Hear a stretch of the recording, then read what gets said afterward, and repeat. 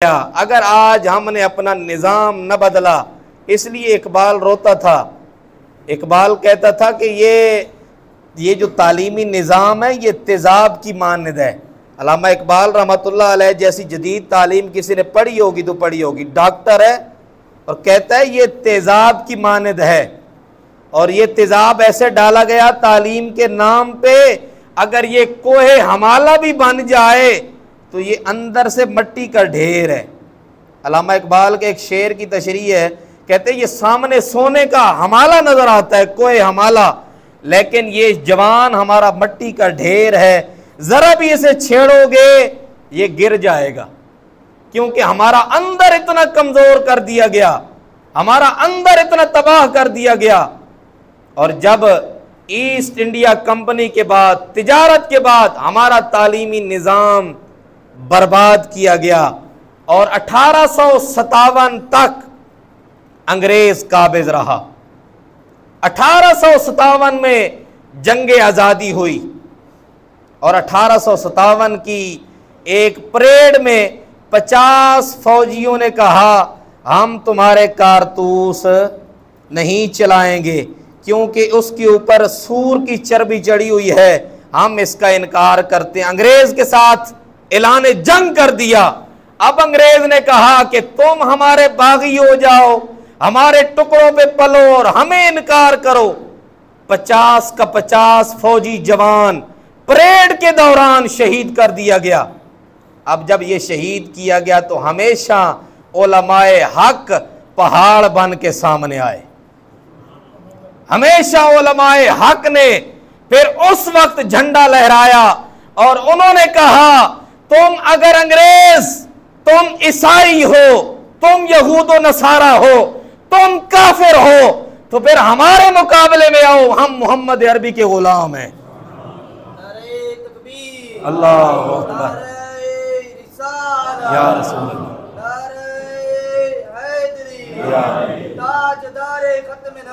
जिंदाबाद। मौलाना फजल हक खैराबादी रहमतुल्लाह अलैह, अभी हमारे जवान इनका नाम ही नहीं जानते। मौलाना फजल हक खैराबादी रहमतुल्लाह अलैह ने 1857 में पहला फतवा दिया। उन्होंने कहा जो अंग्रेज के साथ जंग नहीं करेगा वो काफिर हो के मरेगा। मैं मौलाना ये फतवा देता हूं तुम्हारे ऊपर अंग्रेज के खिलाफ जिहाद करना फर्ज हो गया है 1857 में। लेकिन हमेशा गद्दार गद्दार ही रहे।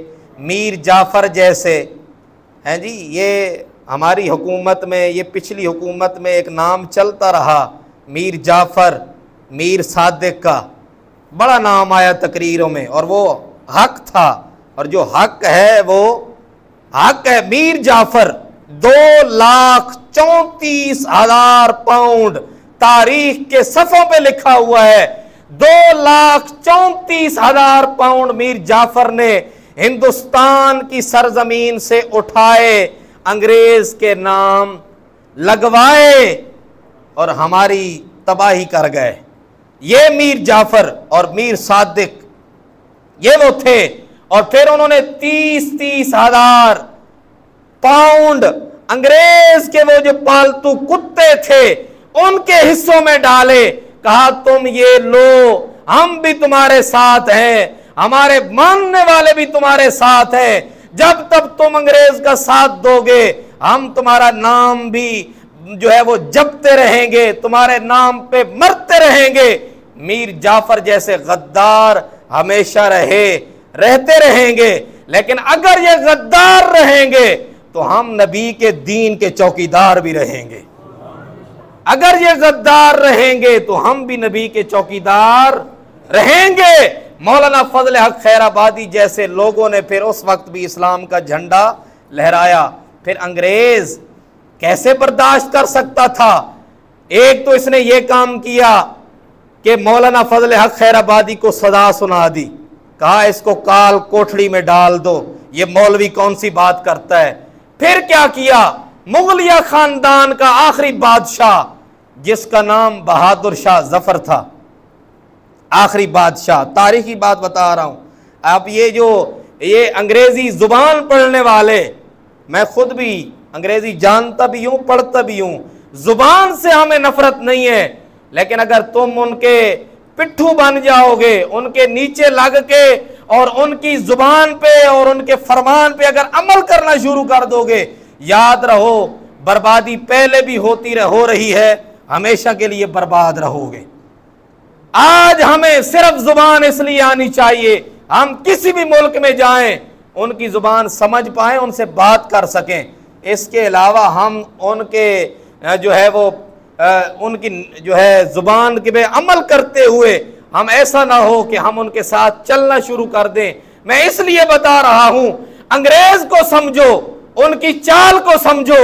उन्होंने क्या किया, बहादुर शाह जफर के साथ आखिरी जुल्म यह किया, क्योंकि ये मुसलमान बादशाह था, 4 बेटों के सर काट के ट्रे के अंदर एक थाल में तोहफे के तौर पर पेश किए, ऊपर कपड़ा डाल दिया, कहा जी हम आपके लिए गिफ्ट लाए हैं, क्योंकि आपको फांसी हो रही है, आपको सजा हो रही है, हम आपके लिए ये थाल लेके आए हैं।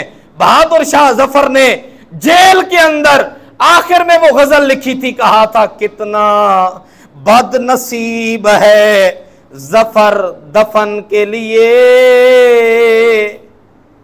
बहादुर शाह जफर को काल कोठड़ी में बंद करके आखिर में वो जो सजा सुनाई गई, और आखिर में 2 गज जमीन भी न मिली। कुएं यार में बहादुर शाह जफर ने ये गजल लिखी थी, कहा था कितना बदनसीब है जफर दफन के लिए, 2 गज जमीन भी न मिली कुएं यार में, और उम्रे दराज मांग के लाए थे 4 दिन, 2 आरज़ू में कट गए 2 इंतजार में। मुसलमानों के साथ ये होता रहा, और उस वक्त मौलाना कफ़ैत अली काफ़ी रहमतुल्लाह अलैह ने नातिया अशार लिखे थे। उस वक्त 1857 में हमारे उलमा, हमारे मशाइख निकलते रहे, इस्लाम का झंडा लहराते रहे, हमेशा से हक वाले हक कहते रहे। उन्होंने कहा कोई कुल बाकी रहेगा ना चमन रह जाएगा,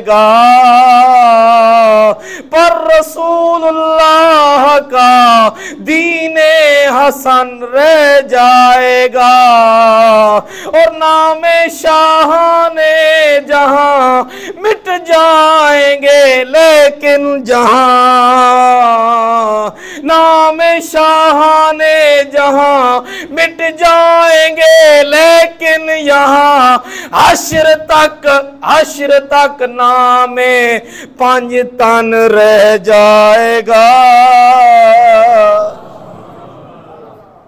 ये मौलाना कफ़ैत अली काफ़ी, और आपको मालूम है ये जा किधर रहे हैं, सजा की तरफ हैं। लोगों की टांगें कांपती हैं। जब ये परवेज मुशर्रफ को सजा सुनाई गई, जब ये जाने लगा ना जेल की तरफ बंद करने लगे, तो दिल का अटैक शुरू हो गया। उन्होंने कहा जी ये हिम्मत हार रहा है, फिलहाल इसको हॉस्पिटल ले जाओ। लेकिन बड़े बड़े बादशाह है, हिम्मत हार गए। लेकिन मौलाना कफ़ैत अली काफ़ी कहते हैं, ओए मुझे सजा देने वालों सुन लो, तुम भी मिट जाओगे, तुम्हारा नाम भी मिट जाएगा, लेकिन मेरे नबी का दीन भी बाकी रहेगा, मेरी नबी की आल का नाम भी बाकी रहेगा। हज़रात गिरामी याद रहे, ये अंग्रेज, और फिर पता है क्या, 5 लाख लोगों को कत्ल किया अंग्रेज ने, मुसलमानों को। उस वक्त 5 लाख मुसलमानों को कत्ल किया गया, और मुसलमान उलमा मशाइख की लाशों को दरख्तों पे लटकाया गया ताकि ये डर जाएं, ये पीछे हट जाएं। लेकिन ये कैद आदम के साथ 1947 में खड़े हो गए पीर जमात अली शाह जैसे, शेखुल इस्लाम वल मुस्लिमीन ख्वाजा कमरुद्दीन सियालवी जैसे, पीर मेरे अली शाह जैसे। उन्होंने कहा कैद आजम ये तो हमारी एक जान है, लाखों जाने हो पाकिस्तान पे भी कुर्बान रहेगी, नबी के नाम पे भी कुर्बान रहेगी। उनका तुम कदम बढ़ाओ, हम तुम्हारे साथ हैं। आखिरकार 1947 को ये मुल्क पाकिस्तान मिला। इसलिए अंग्रेजी पढ़ने वालों, इसलिए अंग्रेज के नाम से प्यार करने वालों, समझने की जरूरत है।